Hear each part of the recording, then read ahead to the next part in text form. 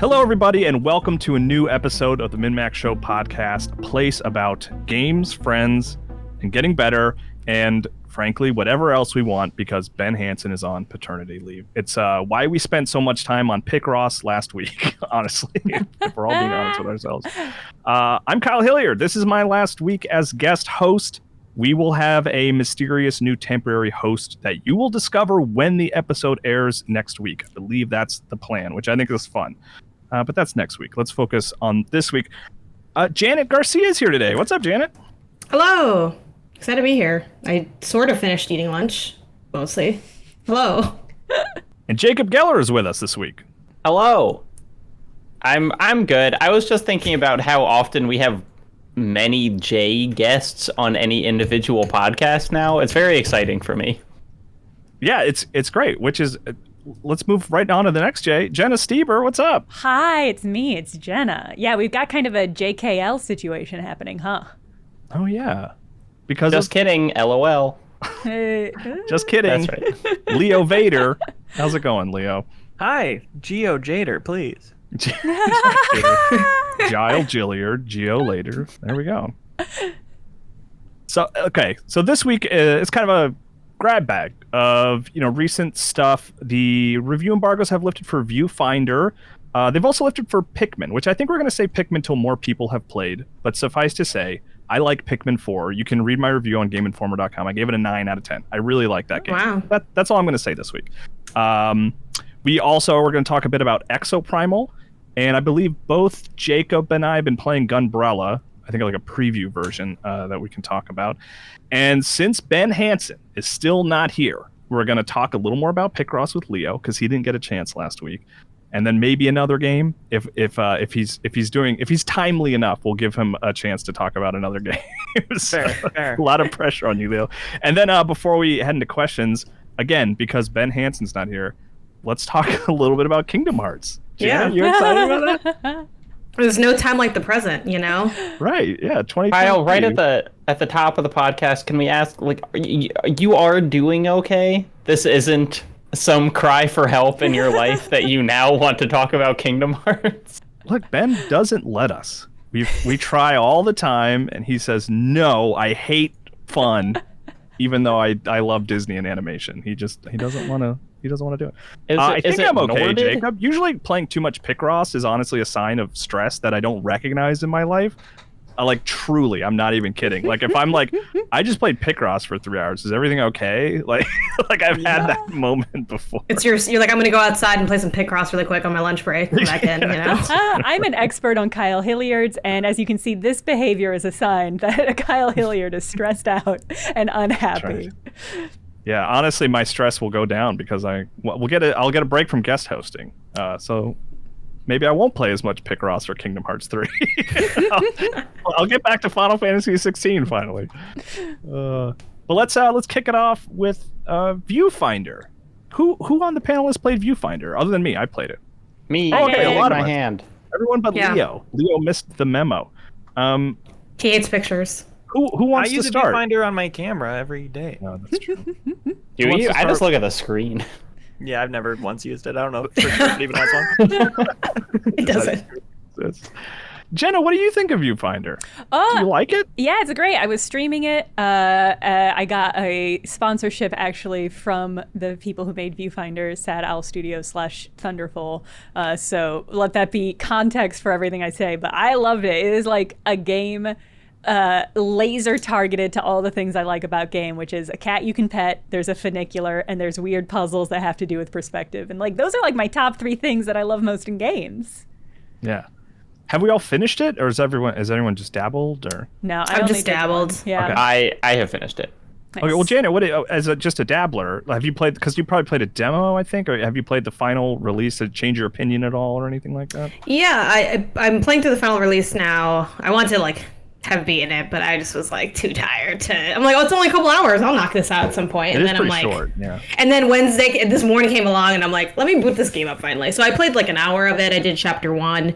The big difference between the final build and the demo for me is just the narrative component, and also the sort of the way the narrative is presented in context of the puzzles. Really liking it. It's been fun checking out I played, to clarify, I played like a hands-on, like really small demos, like a smaller version of the main demo. Maybe the main demo did get into it, but a lot of what I saw was more gameplay focused before playing the final build.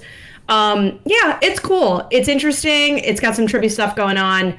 The story doesn't seem that great, but it's also not a game that I personally like need a good story out of. But I also feel like they are trying to have a good story, and I don't know how successful they're going to end up being by the time it all shakes out. So far, it's kind of very awkwardly washing over me in a way that I haven't really jabbed with. But interested to see what y'all think, since you actually beat it, and what you think of that component of it.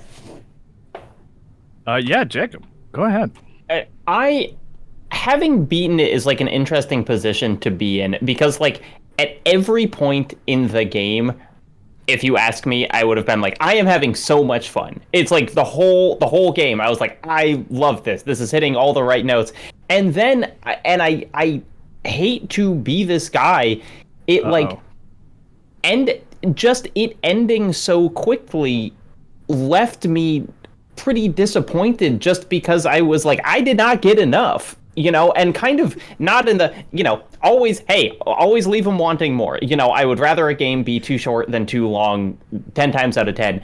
But, like, this being a puzzle game, I really felt like I didn't get to, I thought that the puzzles would kind of increase in complexity to an extent that they only, like, really scratched at, like, the very end. And I kind of just wish there was like a custom level editor or something, which speaks to how much I like it, because like I really liked Humanity earlier this year. That game has a custom level editor. Never even considered touching custom levels in it. Like I finished Humanity and I was like, I'm done. But with Viewfinder, I want more, and the base game has surprisingly little, even though everything there is like gold.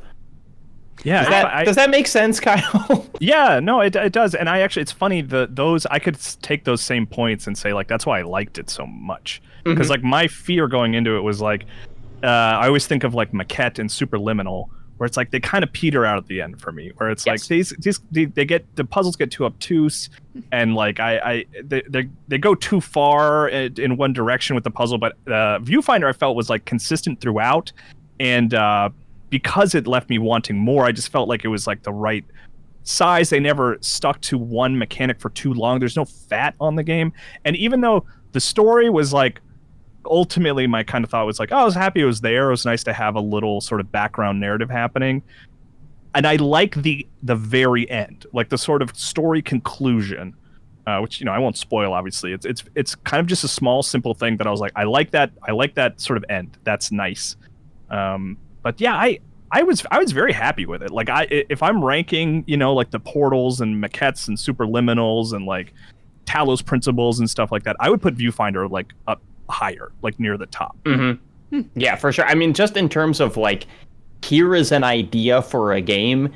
It's like there's a reason that this game I feel like has like sold itself via a GIF on Twitter, because you see it and you're like, I can't believe that. And the best thing you can say about the game is like playing the game feels like that. That it does not feel like misleading, and it doesn't feel like it's not letting you use the mechanics. It's like, no, you get to do that thing. You get to put the world in different places in the world. I was also struck playing with it with how well I think it would transition to like custom level design. And like how delightful I think this game is going to be applied to mods, because it feels like the core components to each of the levels are very straightforward and easy to place, but then the permutations you can get on like where you're placing them and how you're all notching them together, feels like almost infinite in a way that I think would be really fun to play with. I don't know if they're planning on doing custom levels, but I hope they do. Yeah, I would certainly take, like, if they were like, hey, we're going to release a bunch of really hard puzzles. Like, there's in some games like that, usually I might be like, I'm good. But I think in this instance, I would be like, oh, yeah, let me check it out. Because I went and did all the optional puzzles, too. Like, in the way, Jacob, like you were saying, like, I just wanted more. And it was there. But even those are pretty limited. I think, there are a total, like, 10 optional puzzles or something like that. Yeah. But I think we'll talk about it on the 210s. I really enjoyed that game.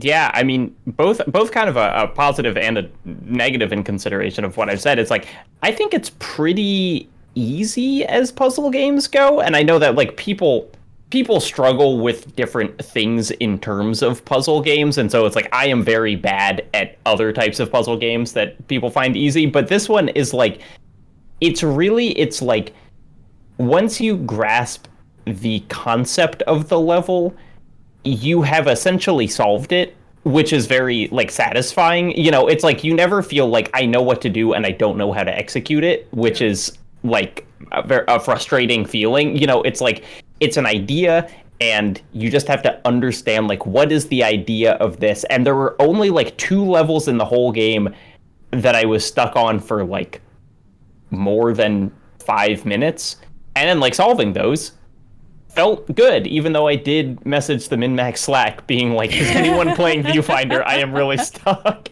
Did anyone else, did you get stuck? Like, again, we're not going to spoil solutions or anything, but like, did you guys get stuck on the watermelon one? Do you know what I'm saying, Jenna and Jacob? I don't know if I've gotten there yet. Do you know what? Okay, what that's one of the number? optional ones. Okay. It's basically that's the last optional one, I think. No, Yeah. I haven't done it yet. That's one of my favorite puzzles. And it was a scratcher, like a head scratcher, but it wasn't the one that I was like fully like, I don't know, that I was like close to emailing PR for. Yeah, that was one of those ones where I put the control down. I was like, all right, these are the tools at my disposal. How can I use that? You know, like you just sort of have to take 5 steps back and be like, what are the basics of this game? Anyway. Well, I think the game is also like structured like the rewind mechanic that allows you to like hop back to when you last put a picture up. Like I think it's very mindfully designed to encourage experimentation, which I think you have to kind of invest in for some of the puzzle solutions. So I think it was very mindfully produced to be difficult but not punishing. Yeah, yeah, and also on PS5 at least, like great loading. Like it was so nice to just like restart a puzzle and it just loads immediately, like no pause at all. I assume it's like that on PC, but I'm not sure. But that's always great in a puzzle game where you hit that point where you hit the wall and you're like, I gotta start over, and then it's like very simple and quick, which is nice. I hit that wall for the optional, and then I just left the level because I'm like, you know what, I was done playing anyway. You know, kind of just left all something. Oh, but I did like that it seems like the optional ones do have a little bit more of that challenge in case that's desired, because I did kind of mostly fly through the opening puzzles. They were still really satisfying to do when it's like, oh, I think it's this, and then it was. Even just looking into the ways that their environmental design sort of lightly gestures toward a solution at times, or an idea or something to test out, is really cool. And then unrelated, I feel like this is the first game that has a predominant cat that wasn't marketed as cat, which I think speaks to how confident they were in the mechanics they had. I was like, they didn't even show me the cheese grater cat in most of this marketing. Wow, they really felt like they have something here, and they do. It's a really cool mechanic. And he just talks like a middle-aged man, like you know. I know, and the mouth doesn't move. Like, I don't know. It's a digital construct, Janet. The mouth doesn't. I know, but and it is interesting. I think some of the stuff they lightly touch on in like the notes and the voiceover of the world that they're constructing, but yeah, Kyle, you mentioned that you're like kind of good with the length and the general vibe of it. Did you find the story to be satisfying or interesting, or like what's your take on that? I liked the ending, but it's very background. Like I couldn't tell you any of the characters' names or anything like that. It's basically like all I kind of gathered from it was like there is an environmental disaster that occurred, and I liked the conclusion to that, but like everything in the middle, there were times where I was like, do I even want to start this old stereo to listen to this? Like, yeah, I don't know, because I might finish the puzzle before they're even done talking. But I listen to all of them. I'm not. Who am I kidding? I'm an old stall. I think it's and it's not necessarily a slight on the game, but it's like it's not a game where the mechanic really is tied into the story. Like it's not like the idea of taking pictures. Like I could do some work and get there, but sometimes you play a puzzle game and it's like, oh my gosh, the like they are working on like a metaphorical level with like what you're doing and whatever, and it's like this isn't really it seems like this was a cool puzzle picture game mechanic, and then they were like, oh, we should figure out a story for this, rather than having those two things be like co-developed. I mean, Portal set everyone up for failure by having some of the best writing in video games, period, sort of punctuating what you're doing the puzzles. So everyone's kind of like, well, we should have some narration like that. And like, Talos Principle, you're not too. Valve. Oh, I haven't played a lot of Talos Principle, but the writing in that is good as well. It's got good writing. Yeah. Okay, cool. Let's move on to a similar game, Exoprimal. You know, 1-to-1. The cameras are guns and the pictures are dinosaurs, and the narration is just chaotic storytelling. I don't know. I'm really grasping Now you at nailed straws. it. AI, Exactly I guess. it. Yeah. You're done with it after a couple hours. Oh no, is that true, Leo? Is that 'cause you seemed kind of you seem to like it in the beta, but now full release you feel differently?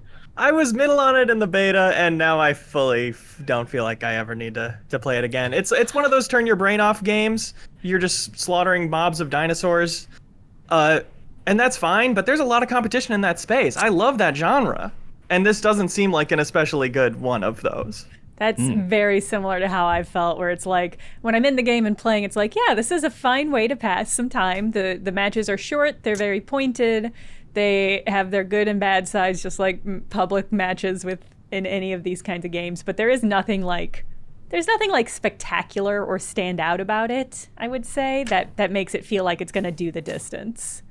No, the mobs you're fighting are super like papery. They're not really satisfying to take out. It's a lot of damage numbers that, I don't know. Sometimes that makes me feel something. In this case, it didn't. I guess it put me in a bad mood from the start with the Capcom ID stuff. Oh my god, yes. God. It was so brutal making that Obnoxious. Capcom account. Oh my god. Yeah, Ubisoft has the same problem lately. Yeah, But this one was even worse. Like, because like the UI, it's like whoever coded, it's like some stuff wasn't coded as optimally as it can, because I've had to do that in a lot of games when you gotta sign up, but like I had to click in stuff a bunch of times. Like, you know, again, it's kind of silly to nitpick that because it's not a game, but you know. Ubisoft has like benefits to having an Ubisoft account. Like, it's annoying, but you also do the challenges and you have like your friends list there that carries between platforms and all sorts of crossplay and stuff. Capcom has none of that, at least for this game. There's no cross-platform or cross-save. It's it's a huge pain in the and it benefits someone that is not any of the players. The amount of times I had to send the tweet from the Exoprimal account explaining how crossplay worked to someone, because it's like, okay, you can play between Xbox console and Game Pass on PC, but you cannot play between PC Game Pass and Steam, nor can you play between Xbox and someone who's not on PC Game Pass but is on Steam. PlayStation can't play with anyone. It's just like, it's a freaking mess, and even me who has access to multiple versions of the game on multiple platforms, it was like, there's an unskippable 30-minute tutorial. So if I want to like play this with a different set of friends, I just have to like do this nonsense again. Yeah. That's a bummer. The one thing that I was curious about is the story, because it seemed like bonkers in a fun way. But I mean, is that anyone grabbed by that? I know, Leo, you don't really care about story in general, but like, okay, well, that's not fair. It depends on the game, I suppose, right? Yeah, I appreciate that. I give it the first cutscene to see if I'm on board. And this one, I don't know. Has anybody not skipped the cutscenes in this? I watched them, but I don't know how much I really absorbed. I believe it's something like, I feel like I might butcher this, so sorry. Like, I did play it. I played like, I don't know, 1 or 2 hours of it or something. Something about like, there's like I know. Oh God, don't. Well, you know what? I am here to dabble. Okay, I'm not always saying that it pays off. It doesn't always pay off dividends, but I played Exoprimal, so the people listening don't have to. Yeah, it's like an evil AI computer or something that like wants to pit. Like, they're trying to find like the most like fit or like best specimen. So they're like, that's what justifies like the PvP. It's like so this is like a PvP/PvE game where you're competing in teams. So like you're kind of racing to see who can do the objectives the best. So if you go full on just the PvE, it's like, can you get through all the waves first? And if you mix it up, at one point you will also be fighting the other team. And it's like the robot wants to see like which team wins, basically. Yeah. And you know, you get loot and things, and you can of course buy like a lot of stuff within the game as well. And it's kind of a loot though, just like skins and. Yeah, like but you do it's like pay for them like a with chain for the Bitcoins. backpack. Yes, that is worth noting. And it has a story in the sense that, like, as you do more of these like multiplayer matches, eventually like additional cutscenes unlock. So that's how you get the story. That's like what the quote unquote campaign experience is. It's just cutscenes unlocking. Yeah, that actually, I don't know. Maybe I haven't played more than the beta. But that kind of sounds interesting. Can I interject that the Please. cutscenes, a lot of them are not actual scenes. They are like Metal Gear Solid. Here's a still image and a voice line that goes over it. Like a lot of the like cutscenes that I've seen so far, at least that you unlock, are not like full cutscenes, which is sort of, it's cheap. It's cheap. And it's like, no, you actually needed to invest in your story, because that is like, I think arguably the thing that a lot of people are wanting from these kinds of games. It's the thing that everybody wanted from Overwatch for years and years and years and never really got. And so the fact that they were like, yeah, we're going to do a story and characters and stuff, but then are skimping out on the actual like story aspect is like, what are you hoping to do? What are you hoping to achieve? If I could introduce another thing that feels cheap, it's it used to be when these kind of multiplayer only AAA in quotes games started coming out, it was like, okay, there is no single player campaign. However, we understand that like the multiplayer options, they're gonna be bountiful. You know, you're gonna have Call of Duty zombies and like co-op missions and the multiplayer, you know, combat or whatever. And this is so unbelievably bare bones in that I've been led to believe maybe you unlock more things as you play, right. But what you have access to is PvP, PvE, or random, which will select from either of those two options. And every match plays out identically up until like the last 8 minutes of it, because it's like the general, you know, progression of each match is like you and your team and an enemy team are trying to accomplish the same goals on the same map, but in different instances. So you can't actually interact with the enemy team. You're just trying to kill dinosaurs faster than them. And that's essentially the only objective. Sometimes you have to defend a point. And then at the end, maybe you get to do a PvE thing where both of you are in the same instance and you can actually attack the enemy team as well as the dinosaurs, which is really like interesting and has some fun game possibilities. But that's only on some matches, and you only get there after doing like 15 minutes of mind-numbingly repetitive like objectives. And you can't even play a mode that's just doing the PvE. Like, to get to the interesting part, you have to do just a boring like collaborative mission with no stakes first. Because that's when the characters having tons of different abilities like matters, playing off each other. But in the PvE, playing against dinosaurs, you're just using moves as they come off their cooldown, and there's no like sense of this move, let me handle this dinosaur because I've got this move for it. You're all just sleepwalking to the last part. I will say, like, I played an astonishing amount of Overwatch, but also I hate playing games against people. And this game did the thing that all of these games do, which is start you off with voice chat on instead of automatically off, which is a nightmare proposition, because the moment that you get into a game lobby with strangers on the internet, there might as well be a hackneyed timer appearing on your screen, counting down to the moment when you're going to hear a slur. And it's just like, well, this is a nightmare. So I actually really liked the fact that there were runs where you basically are only playing on people with your team. Like, I liked that there was a mode, because that was always my favorite part about Overwatch, is like the Halloween mode where you're on a team of people fighting AI and you don't have to worry about strangers being weird and finding new weird horrible ways to be horrible at you.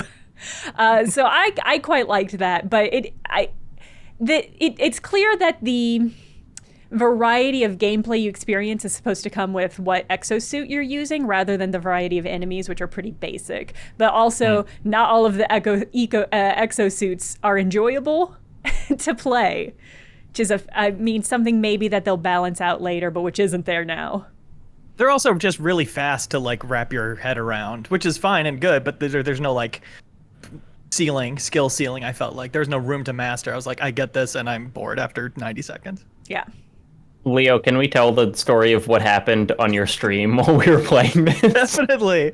Jacob and Blake Hester and I streamed this on Monday, and Blake was pretty hot on it. He's like, yeah, you just kill dinos, the numbers pop out, it feels good. Yeah. And we were like, have you ever played EDF, Earth Defense Force? It's like a better version of this, and he somehow didn't. So we all stopped and bought Earth Defense Force on Steam. And we booted that up, and he was like, oh, this is my favorite game of all time. Well, that's a surprise that Blake had not played that game. Blake over. It really was. Specifically, we're playing, because there are a million versions out there, EDF 4.1, Shadow of New Despair, which is like, I don't know, 7 years old at this point. You can buy it for $20, and it's like, if you like Exoprimal, play EDF, because it is so much more interesting and fun. Not just from a gameplay perspective, but it really put in context like how much games have changed on their rewards they give you. Like Exoprimal all being cosmetic, which is I don't know. There's also like rig upgrades, slight variations you can do or whatever, but EDF you come away from each mission with like a few new weapons and a few new upgrades and stuff. And Exoprimal, it's like I just had no hook. Because EDF doesn't do PvP, right? No.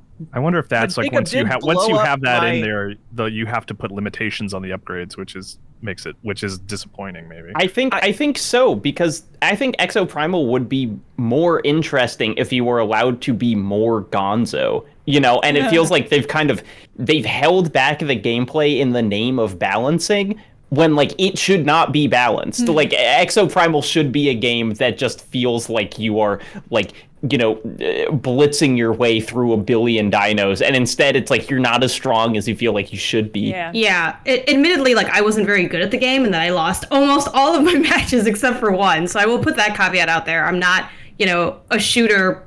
Shooting things and like doing hero stuff is not my forte. You know, I'm the person where I boot up Overwatch for the first time and everyone's like, this is the most clear this has ever been. And I'm like, I don't know what I'm looking at here. I've never played a game like this in my life, and I don't know what any of it means. So I came into this, it's simple enough to understand, but I personally, and maybe it's my fault for like not looking at the marketing more closely, but I thought it took itself too seriously while also not being that interesting. Because I can at least see that like, I get what Overwatch is doing and how it's interesting, and I'm intrigued by it, but I'm not good at it. I'm just not interested in that style. This had like a basic version of that, but then it just didn't have like that arcadey feel I was hoping for. Like I was hoping this was going to be a fun time of just blitzing through dinosaurs, and you do that to a degree, but then it gets like really challenging in just that final wave, like we kind of already mentioned.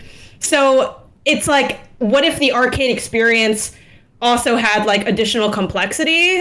And I just wasn't really interested in that kind of experience personally. So that's kind of why I bounced off of it. And I know everyone's saying, oh, what's on Game Pass, so check it out. You know, if you want to play it after hearing this, by all means, like I'm not going to tell you how to live your life, but it's not a game I'd recommend even on Game Pass. Like I just didn't have fun with it. I didn't think it was interesting. It'll find its audience though, I think. I've already seen a few people defending it more so than I would. Yeah, I know some people that like it. And I mean, it's not like it was awful, but I was a little disappointed. I know. I was a little disappointed because I had heard from people who previewed it that they're like, oh yeah, it's actually really good. And I just didn't feel that way when I was done. Gotcha. Okay. Yeah. Exoprimal, everybody. EDF 4.1, Shadow of New Despair. I think I have not touched the final release, and despite everything that has been said to me in this segment, I actually still might go and play it a little bit, because I wonder if the story stuff will get me, just because I am genuinely like, what's happening here? Personally, I think it is worth downloading if you have Game Pass, just because of like there are some good bits. It is funny how the game says summoning raptors literally every 5 seconds. Like that is funny, and I can kind of appreciate that. So it's like play 3 matches like Leo and I did, and then I feel like you'll be like, good, I get it.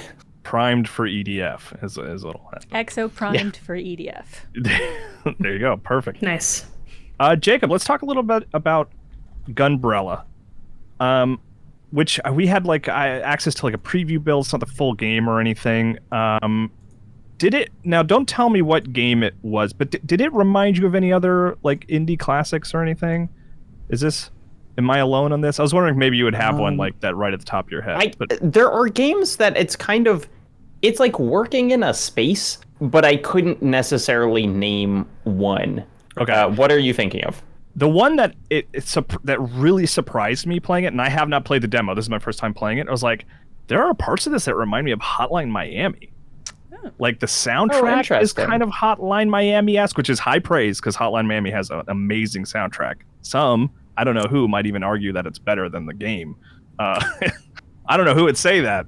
Not me, certainly. But the violence and the speed of combat and the soundtrack all made me kind of think like, this kind of reminds me of Hotline Miami in a way I didn't expect. I do think it has that just like older indie game feel where it is like, yeah, fast and hard and like very kind of niche isn't the right word, but it's like Hotline Miami, and it's like, yeah, you're gonna like get on with this game, or you're not going to, like, you're gonna play it in the way the game wants you to play it. Yeah, and getting on, by the way, like I like what I've played quite a bit so far. It's got like Mega Man X dashing, and it feels really good, and like defeating an enemy with your close-up shotgun is satisfying.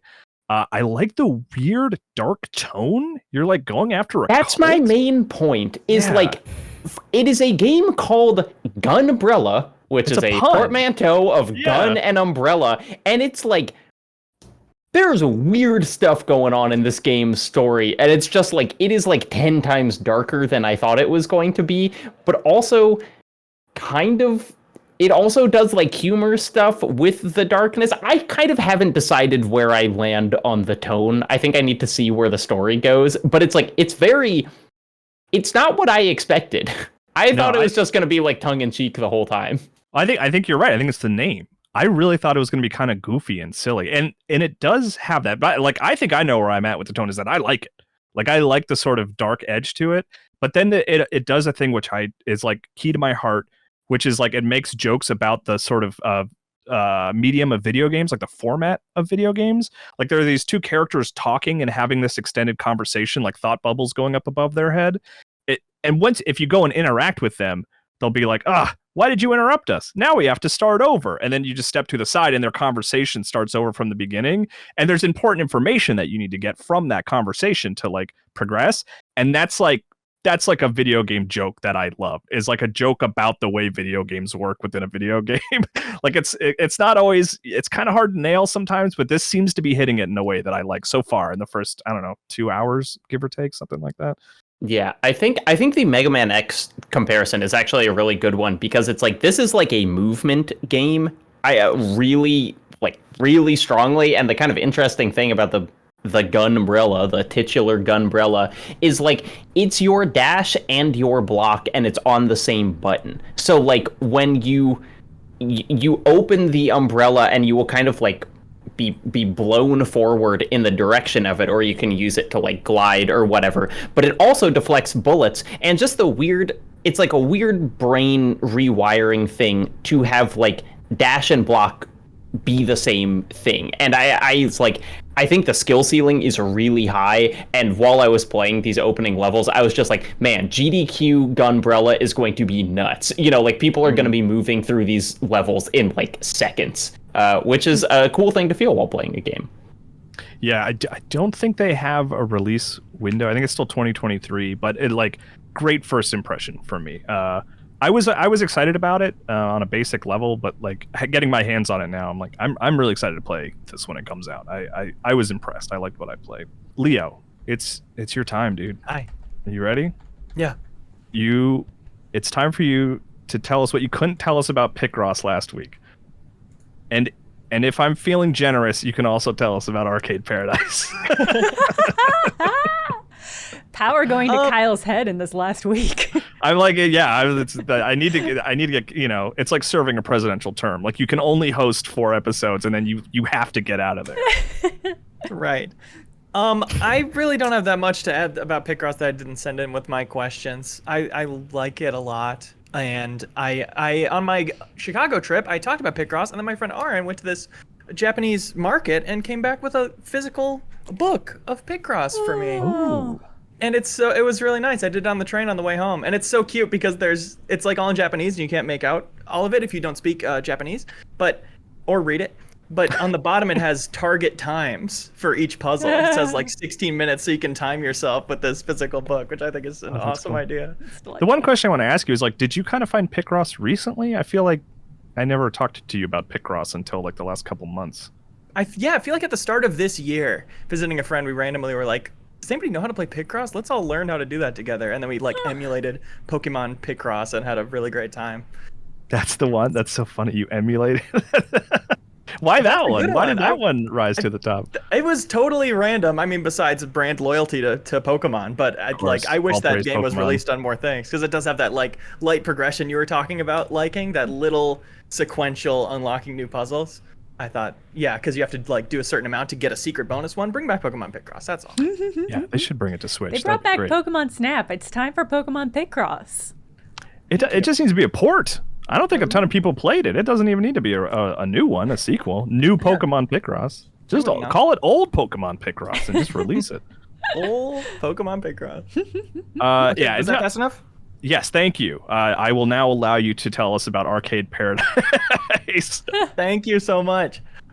Talk about a game that you turn your brain off and enjoy. This is one of those that I really like. It's the perfect kind of podcast game for me, where listening to the podcast while you play it is like canon and immersive, because you're running this small laundromat that's your dad's, who doesn't want you to lean into the arcade thing, but you're like, the arcade games are cool and they're actually pulling in a lot of money, Dad, if you'll listen to me.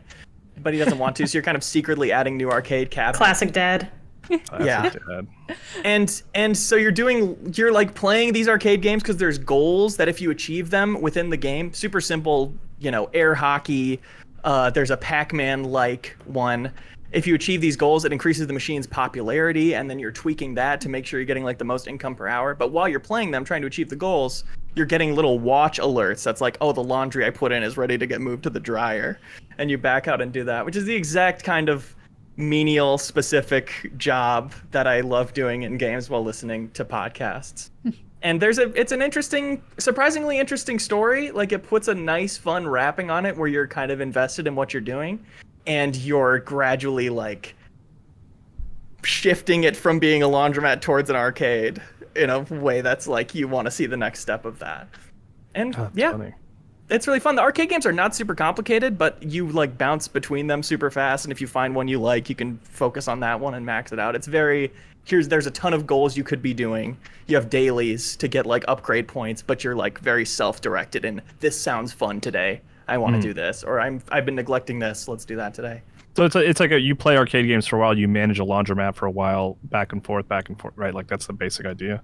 Essentially, yeah. And it's first-person 3D walking around doing that, and you walk up to an arcade game, press A, and then you get sucked in and look at the screen, and you play your little 2D arcade game. That's the way you're controlling it. I pulled up a trailer on Steam, and it was like, it showed, I don't know, it like scratched that WarioWare part of my brain where it showed a character like pulling gum off a trash can, and I was like, all right, I'm paying attention now.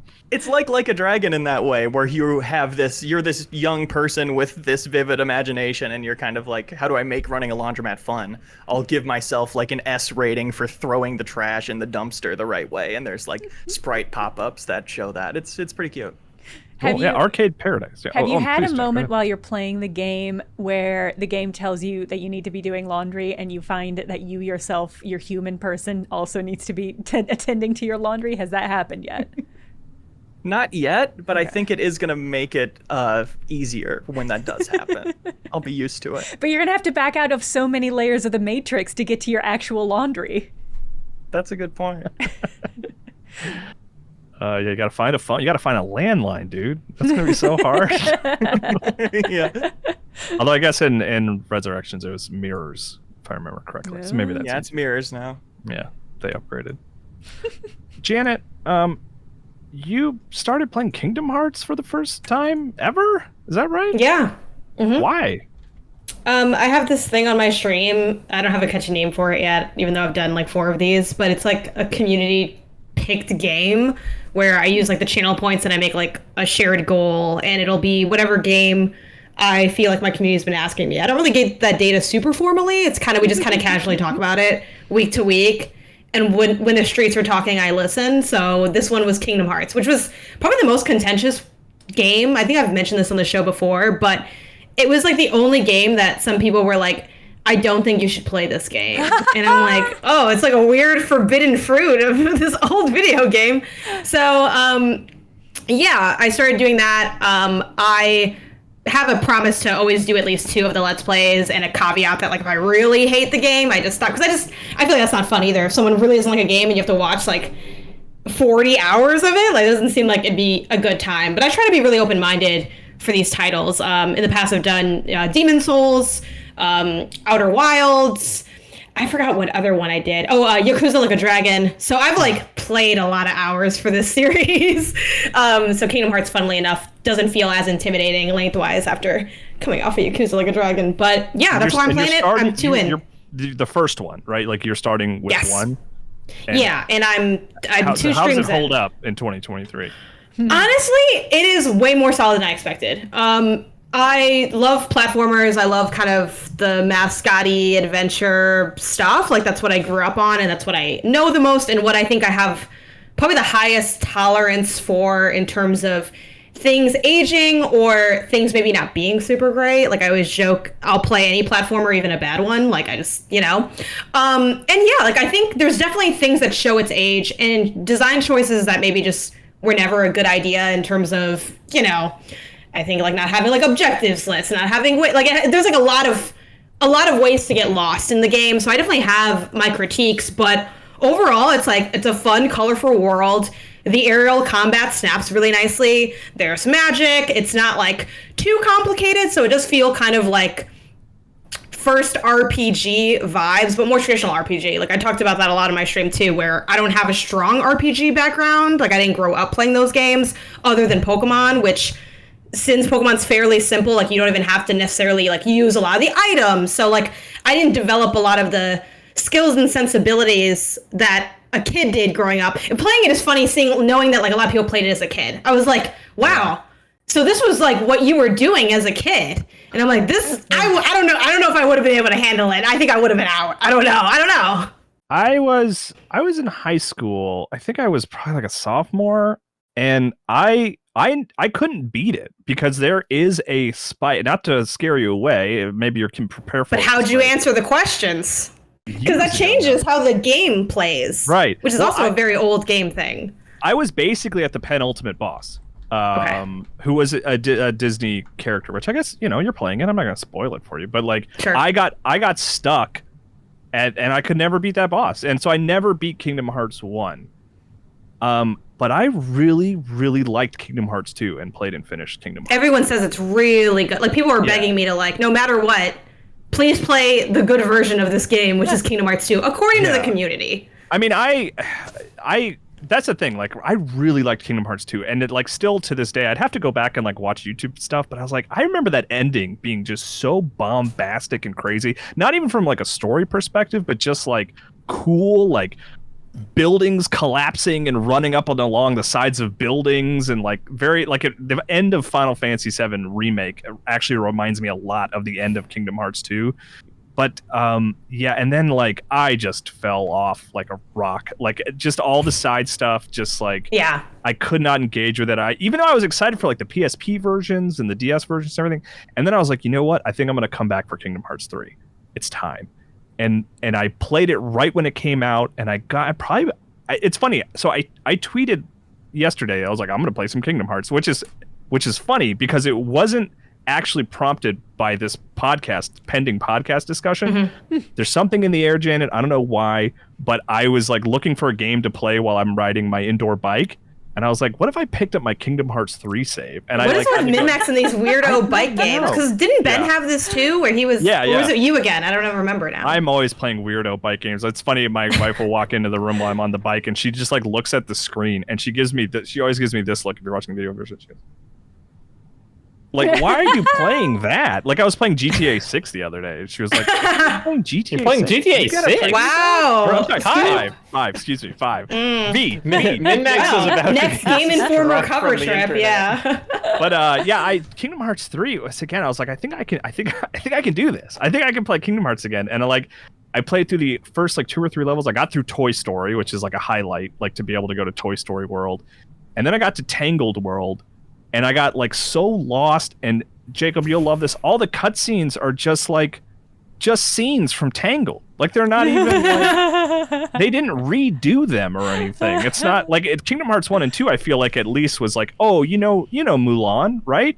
Let's have a new story with Mulan with some references to the movie. But in Toy Story 3, like it's just 1-to-1 the cutscenes like from Tangled, or just and I think Sora's like out of focus in the background sometimes. And that's like the extent of it. Oh man. I remember seeing that with the Frozen world, which was like, because it's kind of impressive, like how much this real-time game looks like, you know, the million hours that it took to process animating Frozen or whatever. But then it's like, wait, but why is there a 1-to-1 scene from the movie in this game? Yeah. Like, what is the purpose? Maybe the animators at Square Enix just love that stuff so much that it's like it's fun for them. I I think it's more likely that Disney doesn't let them change anything in any way. Yeah, but the Toy Story stuff, it was Or radical. it's easier if they don't try to.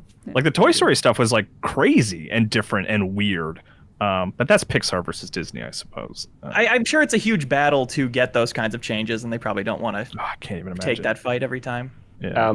I was watching I think it was a Did You Know Gaming on Smash Bros, but they were just talking about Sora being in Smash Bros and how like no one is allowed to have a Keyblade except Sora, and they're like, in the game's files there is a Kirby that like when Kirby swallows Sora, Kirby gets a Keyblade, but then it was like clearly taken out for the main release because their supposition was like no one, legally Sora is the only person who can have a Keyblade. Because he's the chosen one. I'm not far enough in to like know if there's. Keyblade, I mean, they say that a lot in the beginning. They're like, "Oh, it looks like you're the chosen one." And I'm he's not like, even "I gonna am." pretend to like maybe know a little bit because like I played 1 and 2, and I might as well have skipped all the cutscenes. Like honestly, I was just like, I like hanging out in Tron. Like that's fun. I don't really know why I'm here, but I am here, and that's cool. That's kind of where I get at with Kingdom Hearts. But it's I just tweeted like the continue screen like and just like a shoulder shrug emoji just to get some reactions on Twitter. And it's funny. Stir the pot a little bit. Make people send you some text messages. Certainly, yeah, right. It's like because it was both ends of the spectrum. It was either people replying like, "Oh, I'm glad you're finally trying Kingdom Hearts," which is like that's a misnomer. They don't know that I've certainly played Kingdom Hearts and played a lot of Kingdom Hearts 3 already. But they were like, "Oh, that's my favorite game. I've played it 1,000,000 times. I'm glad you're finally playing it." There was a couple like that. But then everyone else is like, "Are you okay?" Blake Hester is like, "What are you doing? Like, is everything the Exoprimal right?" guy? Yeah. Wow. I don't know if dinosaur houses should throw stones. You know what I mean? Right. But it's just, Kingdom Hearts is so tough because the story is just incomprehensible, and the sort of presentation, the cutscenes it can be embarrassing. Like it's just like slow, and like people will say one line of dialogue and there's like just huge gaps before anybody replies, and I don't know why that's still happening and whenever year that came out. But at the same time, Janet, like you're saying, maybe some of my favorite like RPG action combat, like period. Like it's just so like it's so fun to watch Sora like fly around, and you can activate all these like crazy huge attacks to like and it's like you do it every couple of minutes. Like it's not like you're saving your Final Fantasy summons for like the boss battles or anything. It's like you pull out these big attacks frequently and it looks great. But then but then once the cutscene starts, I'm like, I can't get my phone fast enough, So, like, I only having played Kingdom Hearts 1, and I don't know anything about Kingdom Hearts. Like, the only thing I know is, like, that's Sora. I knew that, and I knew that's, like, Disney crossover. Adventure No Time. one else can hold a Keyblade, we've learned now. Yeah, I guess so. But like, Rumbleverse you know, exactly. So I'm not really sure like where things are gonna go. Like people have been sending me a lot of cryptic warnings, and I'm just here for the ride. But I was shocked by how challenging the game is, and again, obviously, like could just be my own sensibilities. You know, I'm not the best combat person. That's not you. Yeah, I'm dropping every 2 seconds. Like it's like kind of hard, and then the spawns are really aggressive too. Like people were telling me in like the chat that the way the game is designed is like each like X spots in the room will trigger spawns. So like if you're exploring an area, like you'll think it's over, and then you like walk past like a chair, and then it's like, oh, now these are like another dozen enemies, and you're constantly being berated with enemies that are like some of the best magic casters I've ever encountered in gaming. Like I don't know what's going on. I will say that's a little tough for someone like me who loves to explore, loves to look around, often gets lost, where it's like, oh man, I hope I don't have to come back in this room because like I'm not ready for like, I'm about to get bodied the second I pass the threshold of the door. And it's fairly challenging. Like Kingdom Hearts, Lights Boys for Kingdom Hearts 1, like the first world you officially go to is the Alice in Wonderland one.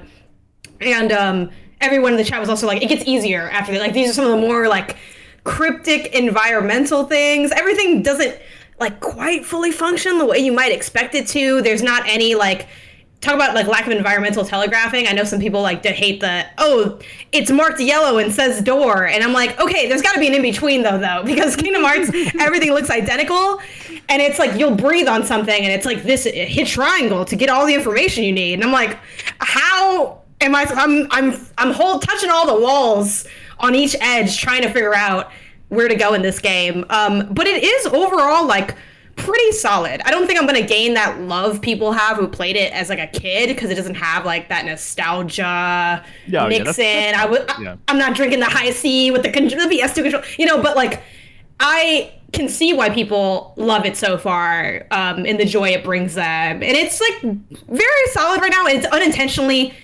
really funny. Like I'm laughing every few seconds in this game. Like everything everyone says is inadvertently hilarious, and I find that really entertaining. A lot of Sora going, huh?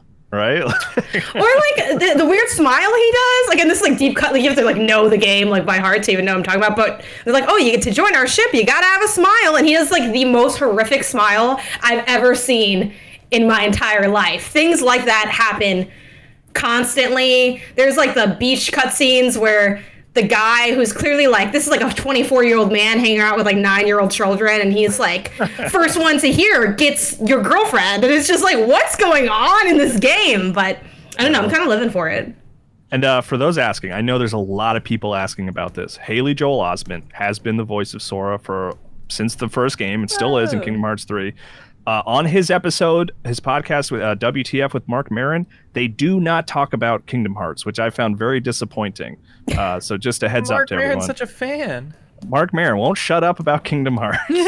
One of my favorite pieces of internet lost media is I've never played a Kingdom Hearts game, but I love the song "Dearly Beloved," which is like the main menu theme for all of them, and I would just go and listen. Great in Kingdom Hearts, absolutely. I would just go and listen to it on YouTube, and there was like Kingdom Hearts 2 Dearly Beloved 30-minute cut. It had like 11 million views. And this video has since been deleted, which is so sad because the description of it, I was like, oh man, love the song. Wonder what the person who wrote the description wrote. And you go down and it's like, for God gave his only one son to the world, Jesus Christ, hallowed be his name. It was just like a wall of religious text. And then all of the comments are like, just thinking about all of the Kingdom Hearts fans who didn't live long enough to see Kingdom Hearts 3 come out. Like the most like weirdly sincere and also incredibly morbid comment.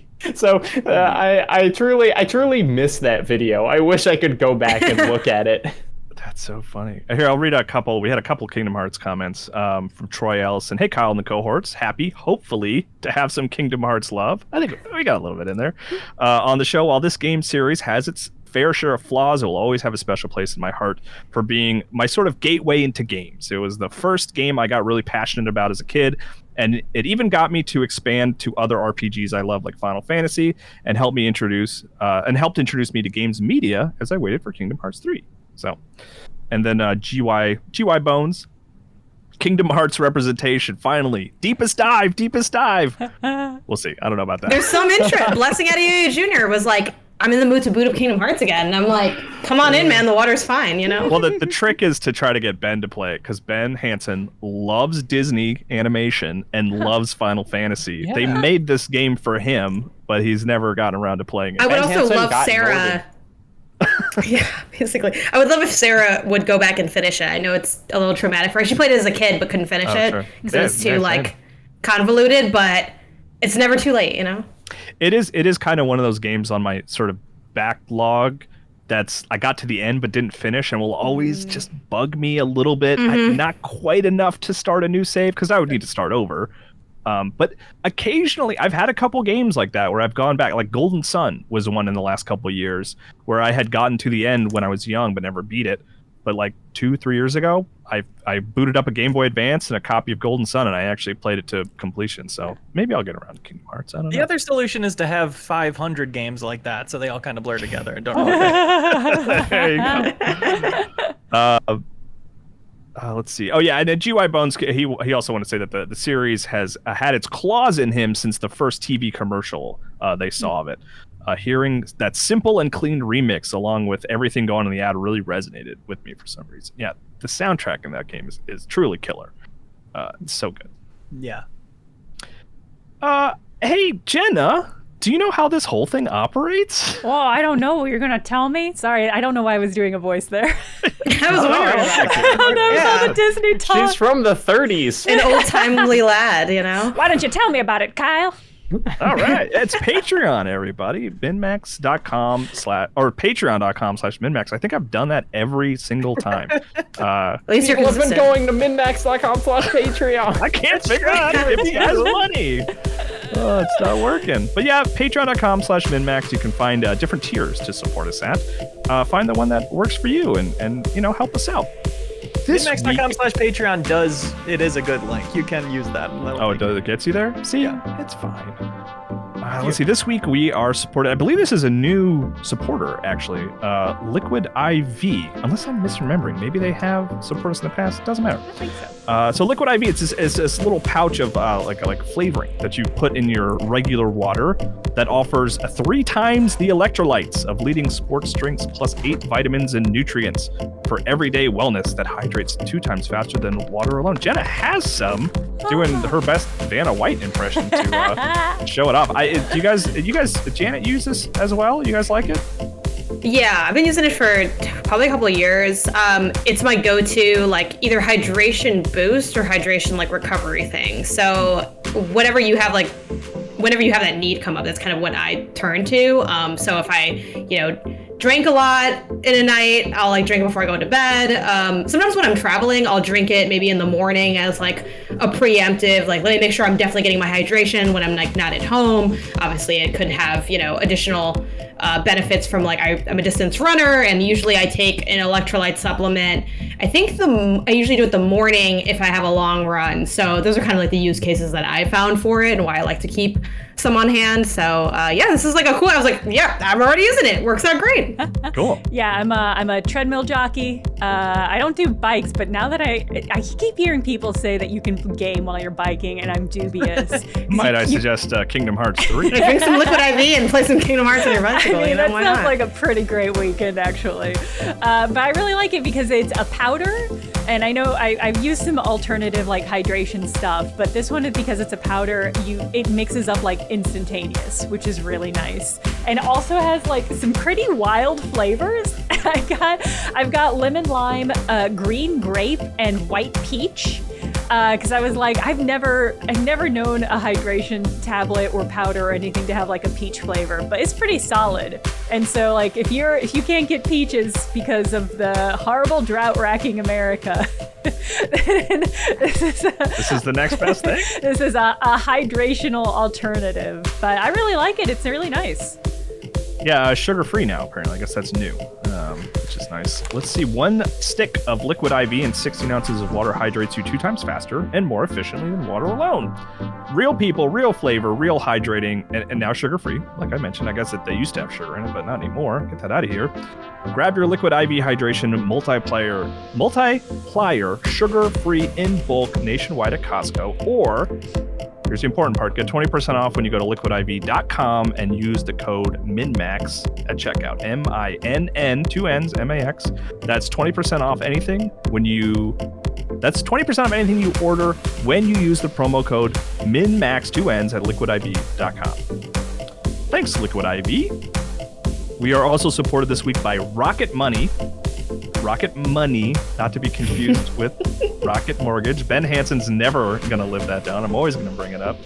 But it's a service that helps you cancel unwanted subscriptions. I am sure we have all had to deal with this. I'm juggling a lot of subscriptions right now because my kid keeps rewatching Brooklyn Nine-Nine over and over again on Peacock, and then I'm trying to watch The After Party on Apple TV, which I've really been enjoying this season so far. Shout out to The After Party.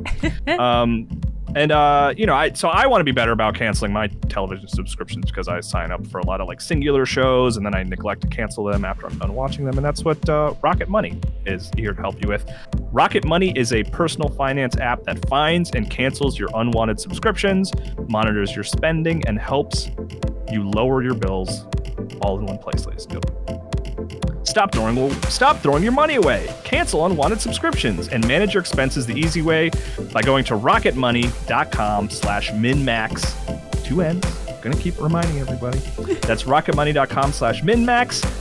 One more time, rocketmoney.com/MinnMax. MINNMAX. We got 2 more. We got a lot of sponsors this week.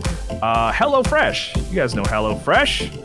With HelloFresh, you get your farm fresh, pre-portioned ingredients and seasonal recipes delivered right to your doorstep. I like HelloFresh. I use it for quite a while, and the big thing that it helped me with was like learning how to cook. Like I feel like I'm a much better cook now, just because HelloFresh's stuff is so specific and they give you exactly what you need. And it helped me like learn how to do things like sear a steak properly or like how to cook chicken the best way and stuff like that. So I will always be grateful to HelloFresh for that. Skip trips to the grocery store and count on HelloFresh to make home cooking easy, fun, and affordable. That's why it's America's #1 meal kit. Pre-portioned ingredients help cut down on food waste, while step-by-step instructions help make cooking a breeze, not a chore. I can confirm that with firsthand experience. The step-by-step instructions do make cooking a breeze and it not a chore. That's true. I actually had a leftover HelloFresh for lunch today. It's good stuff. HelloFresh gets that you want options when it comes to what to make for dinner, not just the same old thing all the time. That's why they offer 40 recipes to choose from every single week, so you'll never get bored, and you can always find something new to try and love. Go to HelloFresh.com/ this one's a little different, MinnMax50, and use the code MinnMax50 for 50% off plus free shipping. So this one's a little different. MinnMax, or excuse me, I don't know why I'm always trying to put MinnMax first. HelloFresh.com/MinnMax50, because it's 50% off. So 2 N's. Kyle, we love how you put MinnMax first. That means a lot. You're welcome. Okay, finally, a familiar one. I Am 8-Bit. Of course, we are supported by I Am 8-Bit, who is currently taking pre-orders on the physical version of Neon White, a game I think we all enjoy. Jacob, in particular, I think you're a fan, right? Let's see. Yeah, it's the single-player speed-running FPS where you can sacrifice your guns for godlike parkour moves. I Am 8-Bit is doing physical versions on Switch and PS5. The physical edition includes 5 neon white anime-style character peeker stickers, an exclusive cover sheet by Rebecca Ryan, and the game's music is by Machine Girl.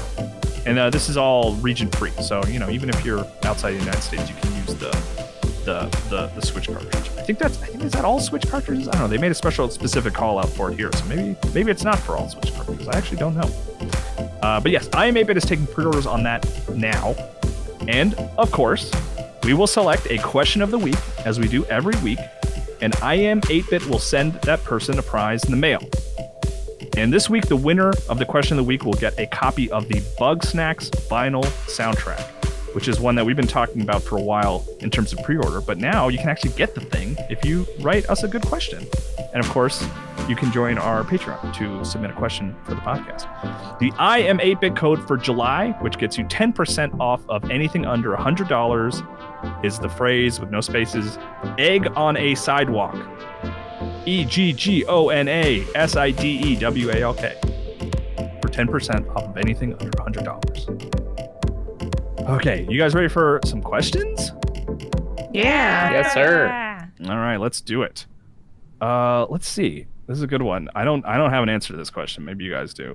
Sly Cut asks, "Hello all, a simple question this time. Is water indestructible?"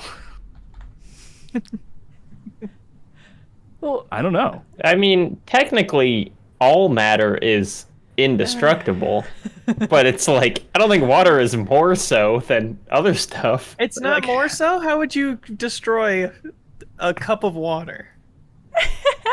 Boil it. I would demoralize it. You're nothing.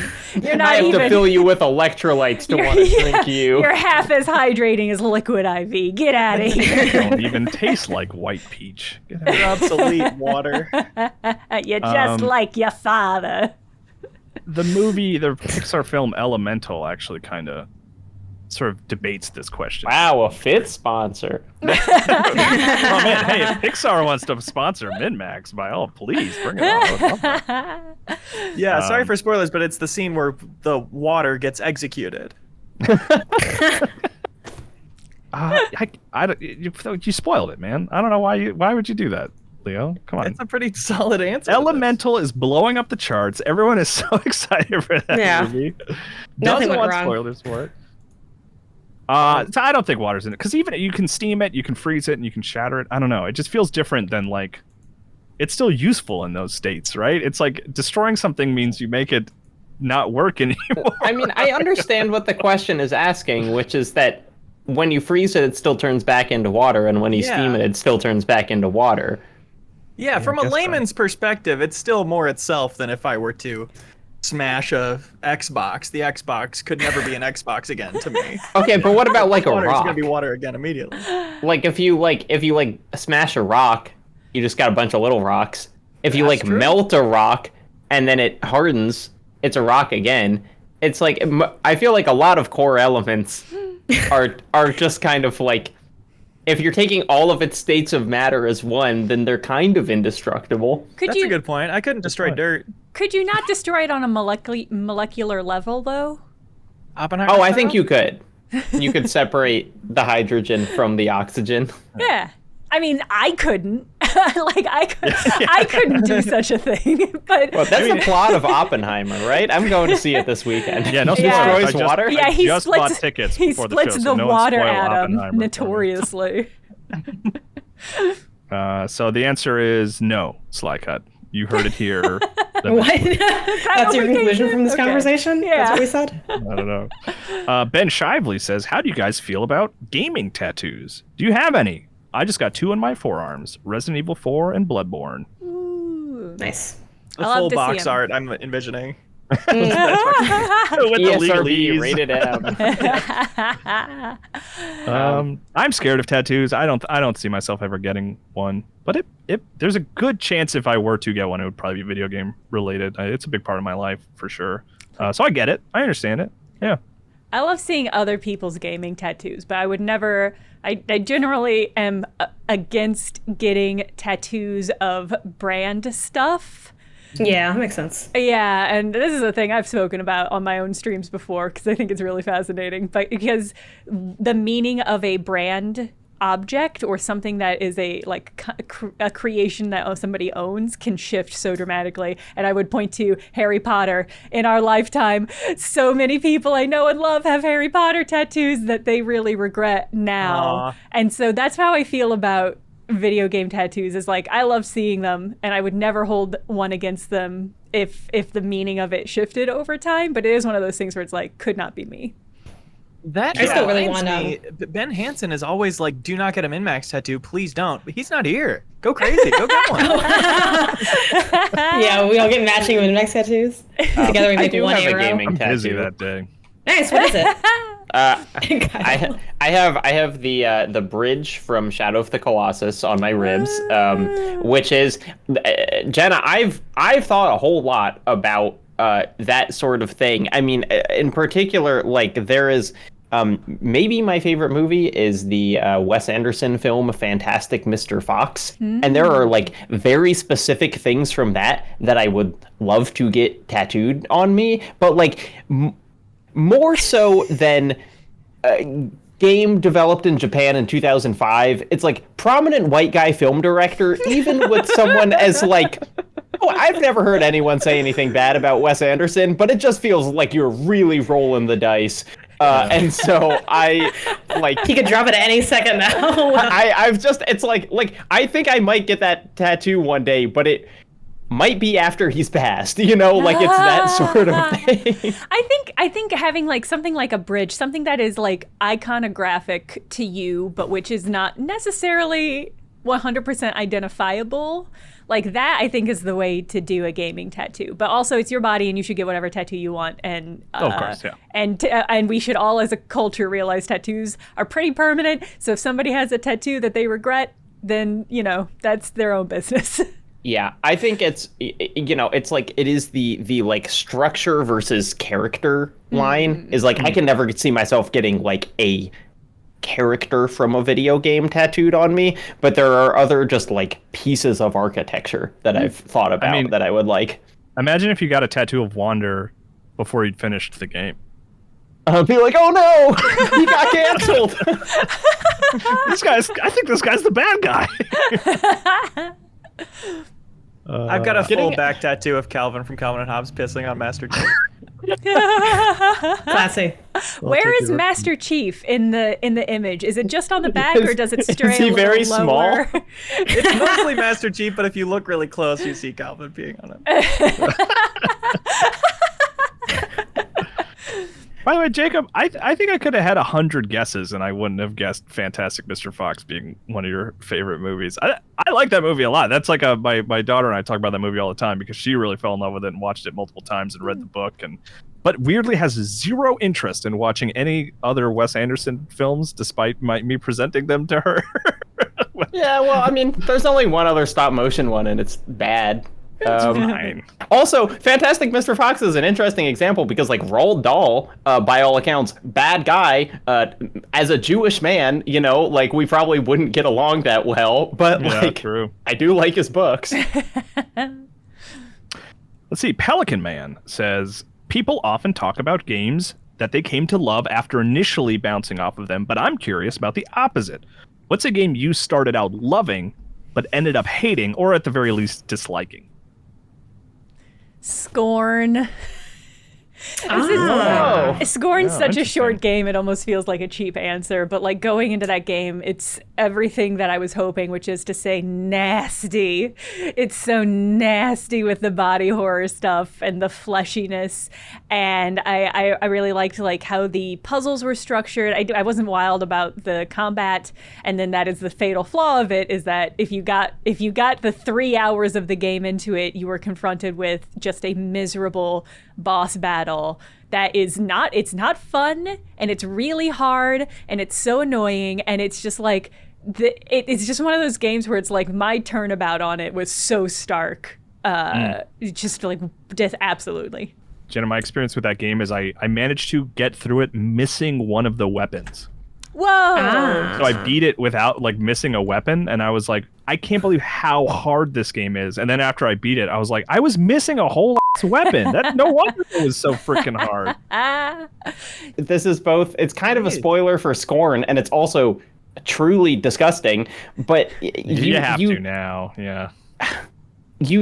So the bosses you're fighting are controlled by this weird little fetus thing. And when the first one, you don't have to fight the boss. It's like broken, and you can take the fetus out, and you take it and you hobble over and you put it in essentially an orange juice press. And then that's what happens. Like, and then you do that like 3 more times, and it was a like jaw fell open. I could not believe that they were doing that, and so I kind of give it some points. Yeah, nasty. Yeah. Jeez. It nasty. Leo, if that only it facial were expression, better. is that not, you're not into that? That doesn't sound cool to you? I don't think I'll be checking that one out. I can't. I genuinely, I can't recommend it because it's just like Yeah, honestly, yeah. the issues that you have at the beginning with the combat, the combat is bad and they should not have included it. It just becomes so pronounced at the end. It becomes, I would argue, basically unplayable. Yeah, I think I probably ended a little more positive than you, Jenna. But like, yeah, no, that game, especially the way I played it, like I hit these challenge walls, and I was like, why? Like, Yeah. why are we doing it like Why? this? For Yeah. sure. Let's see. Jordan Seafelt says, "Hi, MinnMaxers. I bought a Switch last fall, and since I got it Yay. so late, I had a ton of great games available right away. Within the first few months I owned it, I bought Breath of the Wild, Mario Kart 8 Deluxe, Super Mario Odyssey, Super Mario 3D All-Stars, Metroid Dread, and Hades. Is there a time that you felt you benefited from buying a console late in its life cycle due to a larger game library or, technical / bug improvements or any other reason?" I got an Xbox 360 a few years late, and that was an incredible experience. Everything in the bargain bin being like $20 or less on a high schooler's budget. That was a really special time, and I've made my peace with it never happening again. Like, every time there's a Steam sale, I get excited for the summer sale or whatever, and then I'm like, oh, I already own every game that's ever come out. Yeah, I'm compulsive about it now. Like, I have to have the new console right away. But yeah, PlayStation 1 I came to very late and was able to play like Mega Man X4, Metal Gear Solid, like right back to back, and that was a fantastic time in my life. I came to everything late before I was an adult. I think the first time I wasn't late actually was probably this generation. Was the first time that I had a console at release. Like, not counting, I got the new 3DS XL when it came out, but it's an old console that just has a new SKU, so I don't count that. Yeah, coming to stuff late, I mean, I guess it could be cool if you're an adult and just like discovering it, or you have enough money to like dig into the library, but like the idea of having 30 great games to play at once and also be behind on the whatever's out, like, that not only is it not compelling to me as an adult, like I did so much of that as a kid. Like, my first console was the SNES Junior, which the N64 was already out. Like, I spent so long playing catch up on stuff, and I usually only got like 8 to 15 games per console, like, as a kid, max maybe. So it's like, yeah, I have no desire. People always talk about that, especially in our industry. Like, don't you kind of wish you could do that? I'm like, oh, when I was like a lower middle class child and I couldn't get anything? No, I don't miss that at all. I love being here in the now. And I feel like there's still plenty of opportunity to have wealth if you just kind of shift your mindset in terms of libraries. Because there's a bunch of libraries I haven't really dug into that could be new to me without being like, I don't know, just one gen older personally. I makes sense. weirdly did this with PC games because I used Ubuntu for the longest time because I did not want to drop $100 to pay for Microsoft. And What's Ubuntu? What is that? I don't know what that is. it was an alternate UI. I assume it's still going, but it's an alternate OS as opposed to like I think okay. Mac and Windows are the ones most people think of. But there was a period Like Linux comparable? Yes, kinda? it was a Okay. variant of Linux. It was the specific variant of Linux that I liked. And so I was able to play some games on like Winebox and stuff, but at a certain point I was like, I actually just want to play more games. So I'll plonk my $100 down for Microsoft OS reluctantly and with great despair.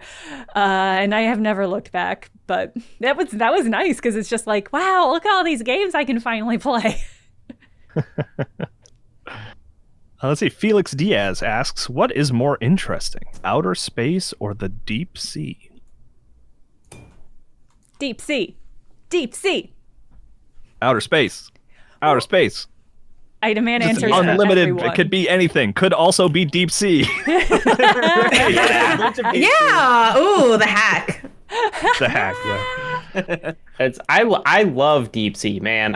I've written at length about it, but like, is outer space, it's just I just think they're There are more things that I can't imagine out there. Poor Jenna. But deep sea Alone so in it. close. Deep sea so here. Deep sea so present. Deep sea coming true. for you, Jacob. For a coastal elite here in the Minnesota, we got lakes. We got to make do with lakes. We go down Just keep walking, Kyle. You'll get there eventually. This is the rare chance where I can actually give the firm answer for this, because I saw The Meg and Contact recently within a week of each other, and I liked Contact Similar more. movies. Wow. Yeah. I'm That's sorry, I spoke over unfair. you. Which one did you like more? I liked Contact more, so. Okay. That's an So it's unfair. safe. It's unfair to compare the Meg to Contact. Did you like when the Meg was actually the main character's father? Yeah, that was a good point. Or that scene where the Meg ran up to the mirror, and you still to this day don't understand how they pulled off that shot. That's an amazing scene. I love that movie. Also, not to sidetrack us too much, but just cool, like the rare. Wow, that was an amazing shot. That is also just devastating emotionally, because it just like throws you all out of whack. If you don't know what I'm talking about, I'm sure you can Google "cool contact shot" and it'll take you right to it. It's on the front page of Reddit once every 3 hours. As it should be. It's so cool. Let's see. I like this one. Hieronymus Josh asks, "What is the best shape for eating? Circles, whole pizzas, cheeseburgers, triangles, pizza slices, tortilla chips, squares, square pizza, whole wheat crackers, capsules, I hot thought that was dogs, pizza. submarine sandwiches, freeform, salad." And I like their examples for freeform are salad and KFC famous bowl. Those are the thanks. It's just a salad, basically. The two Not even poles. an option. I feel like freeform can't. Every shape, they still have shapes. There's just It several includes shapes. a bunch of shapes, yeah. Yeah, right. Yeah. I've never think thought the about this answer in is- my life, but I kind of leaning triangles, actually, I think. That's what I was gonna say. It seems too sharp, right? No, but you want the small thing to go into your mouth first, Do you? so it's not hitting the corners of your mouth. Right. No, I'm with Exactly. Janet. Anything Sharp. but square. Square also Square sharp. Well, but you Square's can have kinda a rough, yeah. square a corner. Stop. I Right? mean, yeah, but stop. That's like a triangle. I think that I was not considering capsule to be a shape of a food, but once they Yeah, same. described it as like sub, actually, because that mouth shape, that's the shape my mouth get when I eat. Mouth shape. That's the shape my mouth It gets. is weird that a sub would be a capsule, because I was thinking Yeah. you meant like pills. I was also Yeah. thinking Hard-boiled that, eggs. Yeah. Yeah, capsule might be the way to go. Yeah. I Kind can't of sign oval. to this. Oval, I guess, if you want to make it into like a traditional shape word.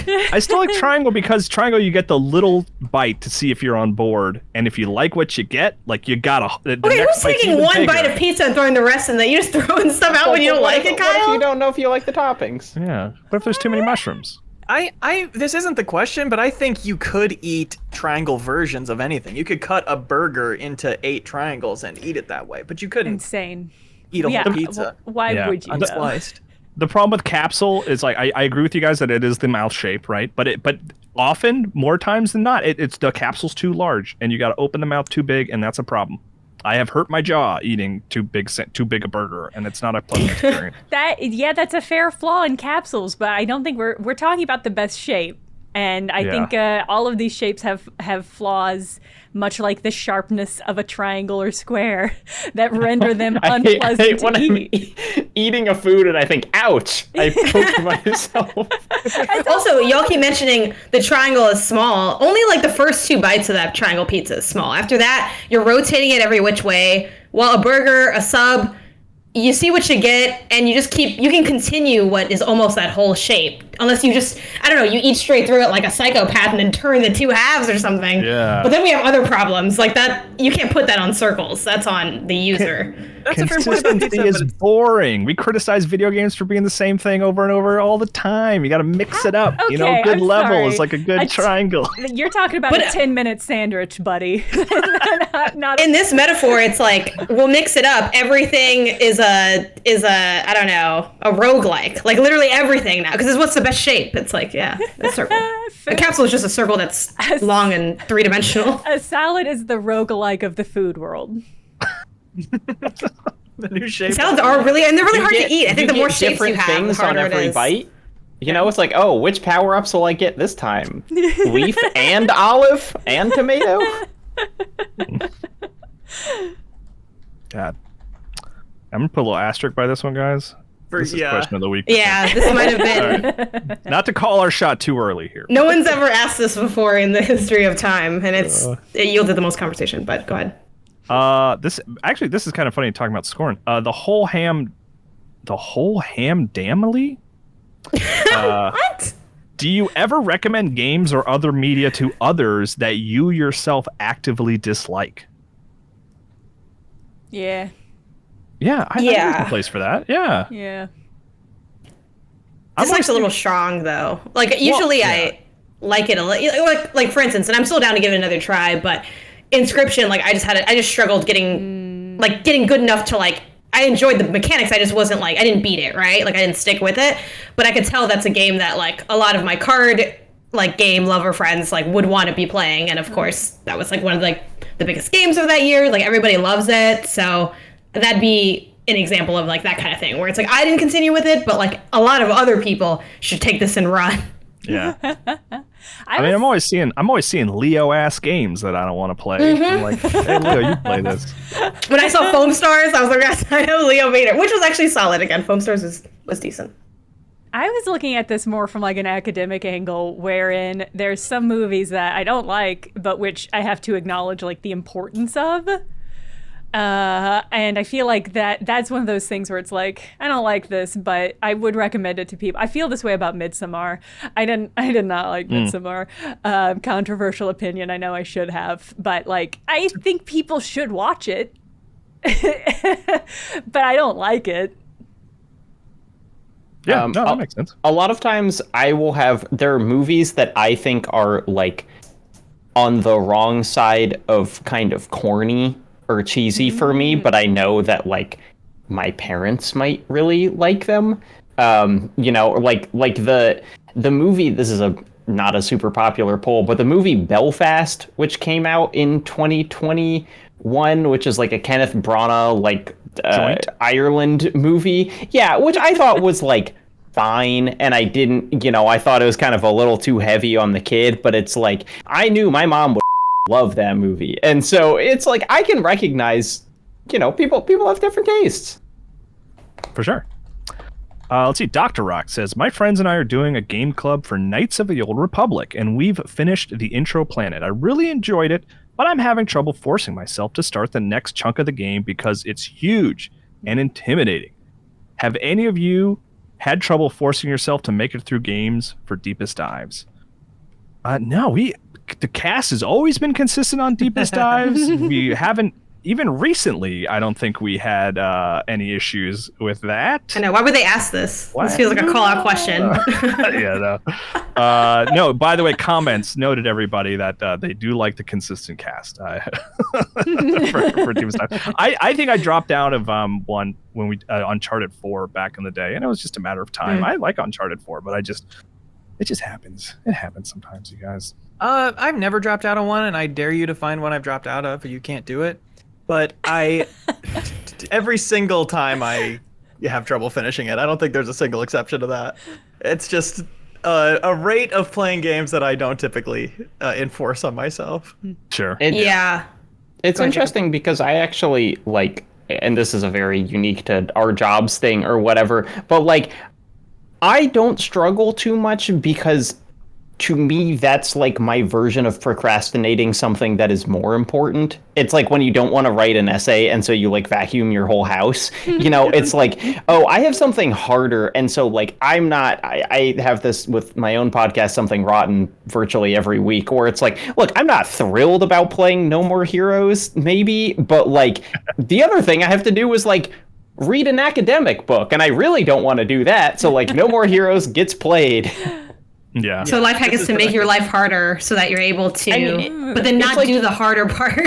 You just procrastinate with other productive things. It's like when you don't want to work, you go and do the dishes, so at least you have a clean sink. Like it works. Yeah. Sure. Yeah. I think it's always, I've only done, I think, one, maybe max 2 Deepest Dives. I think for the Deepest Dive, the thing for me is I am always careful about going into them because they're always a little bit more work than I expect them to be usually. Like with Metroid Dread, like the game just got like stupid hard at the end, and I was like, well, now it's time for my completionist run because I can't get good enough to not have all the missiles that you can give me.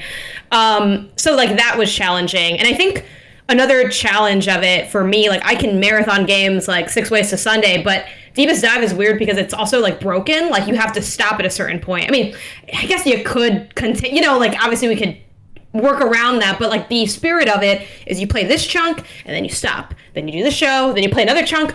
So sometimes like I get caught up in like one of those chunks is like chunkier than the other ones, and I'm like, oh man, well I only have this many days, then I have other content going on and all that. So I mean, it's a fun show, and I would never want us to like necessarily change the structure of it. I think just the nature of it is kind of opens itself up to a few more challenges than beat this game by this embargo date, just because you have to stop and start so often. Yeah. But and then with a big game, it's like it's ridiculous. Like I'm so glad I wasn't on like Tears of the Kingdom because I moved during that time, and I would never be able to make it through.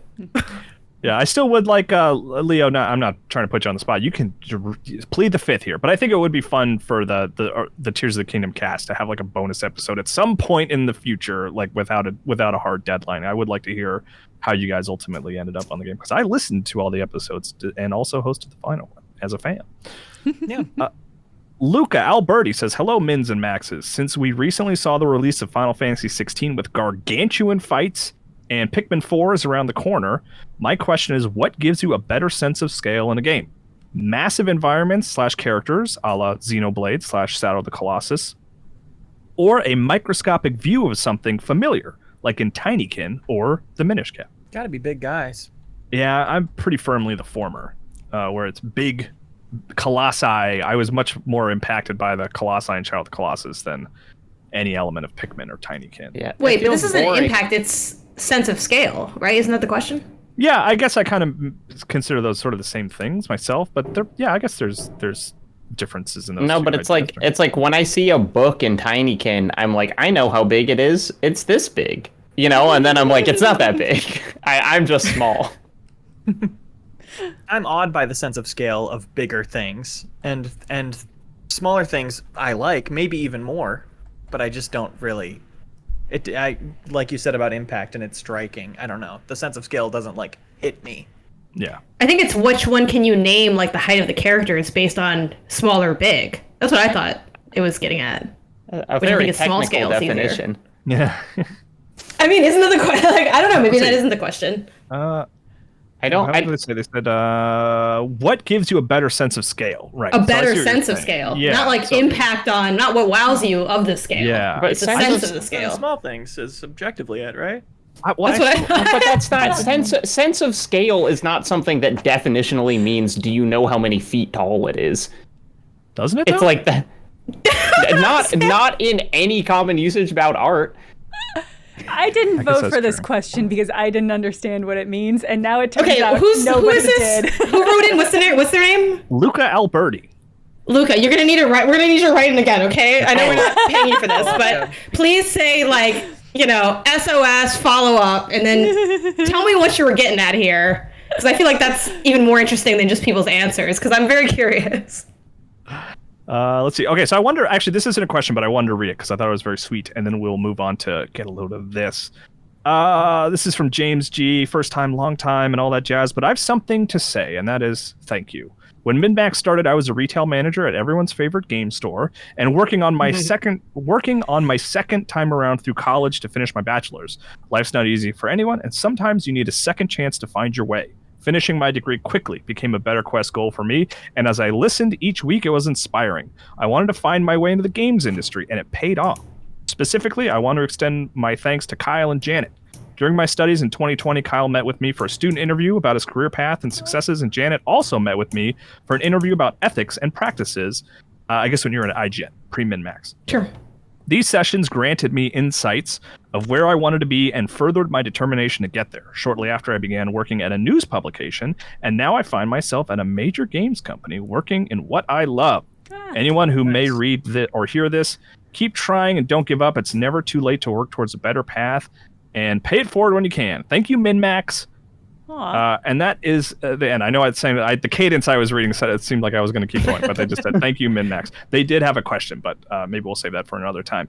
But I just wanted to read that because I thought that was very nice to hear. Thanks, James G. I hope we were able to help you. It seems like Congrats. All right, what do you guys think? Question of the week. I mean, I think we might already go to that asterisk, Kyle. Let's see. Command F asterisk.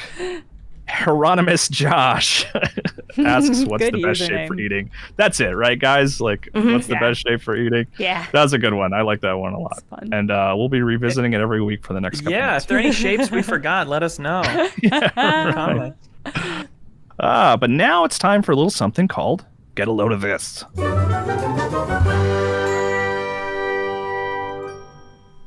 Jacob, do you have anything for us to get a load? Yes, I have two, but the first one is quick. It's this YouTube video I watched today called Nintendo's Animation Problem by this creator named Jenna Stoeber. You jump scared me. I was like, wait a minute. Jenna made a video and it's really good and I like it. And look, if you watched our deepest dive on Tears of the Kingdom, I think it's a good companion. My second one is this thing that I just found out about, which is, you know that game, the Callisto Protocol, that we all played and collectively went, last year? It recently had DLC, and the DLC ends in one of the strangest ways I have seen a game, because this is like the final bit. And so spoilers for the Callisto Protocol, but also not really in lore. So a bunch of stuff happens with the game, and then post-credits, there is this scene where the main character of the game is kind of hung up on this weird gurney with like his legs cut off. And he's just like, hey, where'd everyone go? Where is everyone? This isn't Jacob, the name of the character. It's me, Josh. Like Josh Duhamel, the guy who motion captured and facial captured the character. He's like, it's me, Josh. Where is everyone? What'd you guys do with my legs? Hey, where are my legs? And then the game ends. What? And so it's like, it is this insane ending where it's like, so I guess it's like they kind of break the fourth wall, but not really, and they're acting like it's like a play, and the actor Josh Duhamel had his legs cut off to participate in the Callisto Protocol's DLC. You can look, it truly, I cannot tell you how confusing it is, and like I have no idea what the bit they were going for was. Weird. That's weird. I don't even know how to react to that. I'm like speechless. Thank you for sharing that. I feel like I needed to know that, and I never would have otherwise. Janet, what you got? Get a load of this. Part of me is afraid I said this one before because I use this thing all the time. But there's this app called Wearing. It's spelled really funky. It's spelled WHERING, and it's basically like the thing from Clueless where you can like swap and like make your outfit like on the app. It is a little bit of a pain that you have to like upload all like the garments and stuff, but you can like shuffle it. You can like save outfits. If you're someone who has, I don't know, some type of what has to be some type of affliction at this point, like myself, you will get a kick out of being able to sort through all of it. And they update it like really heavily. I think, having a partner who's a software engineer has, I think, given me a bit of a deeper appreciation for just the care and work it takes to make apps and platforms. And I just think it's cool that they're like kind of always adding stuff to it, and it's free, and there's not even a paid version of it either. I'm like, is there a way I can give you money for this product? Because it's really good. So that's my share. Their website literally describes it as Clueless style, which is incredible. Hey, get a load of this. This just made me laugh. I don't know why maybe this is dumb, but Sap Yennefer on Twitter tweeted, this is a while ago, they tweeted this back in January. It's just a cast photo from The Matrix with like Lawrence Fishburne and Keanu Reeves and all them, and they're just wearing casual clothes, and it like broke my brain to just see them together just wearing like Lawrence Fishburne's wearing like workout clothes and Keanu Reeves just has like a jacket on. It's like, no, you guys are supposed to be wearing sunglasses and like clad in leather. If you guys are together, that's the rule. So this picture just really made me laugh. So, hey, check it out in the description of this video. It's very dumb. Leo, surely you have something better than that. Way better. Get a load of this. Do y'all remember the movie Deep Blue Sea? Yes. Deepest, bluest. Deepest, bluest. Seest. LL Cool J was in the film playing the Christian chef, and he also did the end credits rap track, as used to be the norm when movies were good. And there's a YouTube video for that rap track titled Deepest Bluest, parentheses shark's fin, and it's been on loop in my household. It's pretty good. It's an interesting choice. He writes it from the perspective of a shark, and he transforms into a shark throughout the video. He has like synchronized swimmers as his backup dancers, which is honestly pretty sick. He's got this crazy overall outfit with holes in the straps just for his nipples to peek through. It's a worthwhile watch. So get a load of it. You could have just said that last part. I would have watched it. Jenna, what you got for us? I recently watched a documentary that I learned about from Baby Geniuses, the podcast, which is great. And the documentary is called Garlic is as Good as 10 Mothers, which is a great name. It came out in 1980. It's by Les Blanc, who's a pretty well-known documentarian. And what is wild about it is that what I didn't realize is that garlic was not a popular food in certain white American cultures in America until like the late 1980s. And that is so perplexing. But watching this documentary is incredible because it's like people at like a garlic festival in California is one of their locations they filmed at, being like, yeah, everybody hates garlic, but I think garlic's good. And it's wild to see these people in the 1980s being like, we really have to fight to get people to like garlic. Nobody likes garlic in America. And it's like, what is that? It's one of those things you take so for granted in your food stuff is like, everybody I know loves garlic. We use garlic all the time. It's a core part of our cooking regimen. To imagine that as late as the late 1980s in America, it was not widespread is like bonkers. Yeah, I use garlic like in every meal. That's like weird to consider that. That wouldn't have been the case at one point in my life. It's such a fundamental culinary aspect that I take for granted. So I recommend it. It's called Garlic is as Good as 10 Mothers, which is a great name for a documentary. Cool. Quick one from the community here from Forest with 2 R's. Hey, get a load of this. This is a CNN article. The battle for the Taco Tuesday trademark is over, everyone. So we can finally move on with our lives. It's like the Activision Blizzard scenario. I'll just read the first paragraph here. Taco John's, the regional chain that has Taco Tuesday trademark, announced Tuesday that it's ending its fight in defending the phrase and will abandon it because it doesn't want to pay the legal fees that come with a fight against Taco Bell. It's one of those things that's like, of course someone has that trademark, but I never thought about it. It worked though for so many years because we all hold Taco John's in such high esteem. You're right. Yeah, I was picketing at this one. Yeah. Oh, good. Yeah. That's it, everybody, for this week's episode. Thanks for tuning in. Thanks for, putting up with me while I was guest hosting for this handful of episodes. Like I said, we'll have a new host next week, and it'll be a fun surprise. I'm looking forward to it. Before we close things out entirely, I've got a new list of folks who support MinnMax at the $50 tier, the Game Champion tier. There will be a poll in August on Patreon to determine which game we'll create bonus content about.